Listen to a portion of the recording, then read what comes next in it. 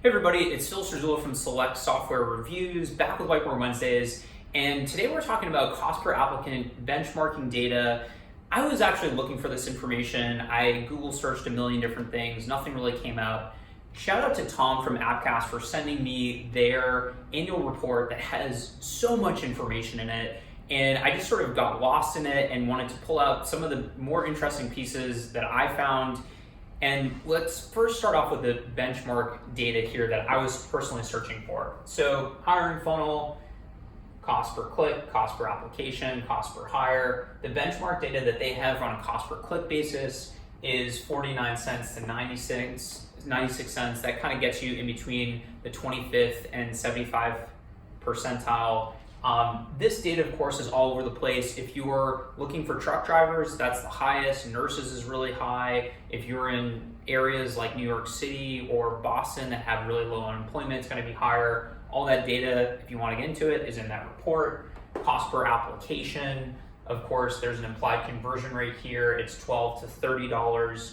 And by the way, these are sort of like the medians. Companies that are over here, they're not doing so great, 30 bucks an application. Companies that have strong employer brands, that understand their data, as we'll see in a second, have much lower cost per applications, which of course lead to lower cost per hire. Okay, so let's look at some of the things that I personally found interesting beyond the information that you should totally check out, by the way, within this report.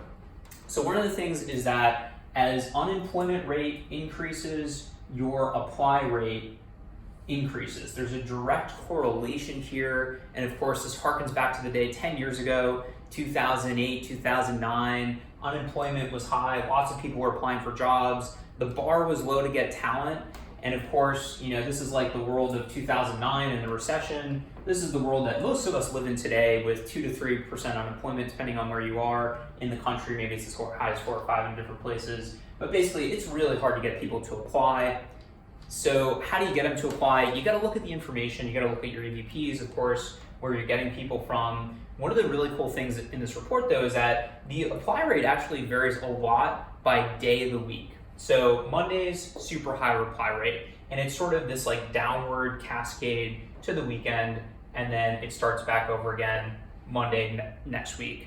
Really interesting information. If you're spending to get applications, guess where you're going to spend your money? Target that early week. That person who's in that persona of, I just got to work, oh my gosh, I don't like my job, what am I gonna do?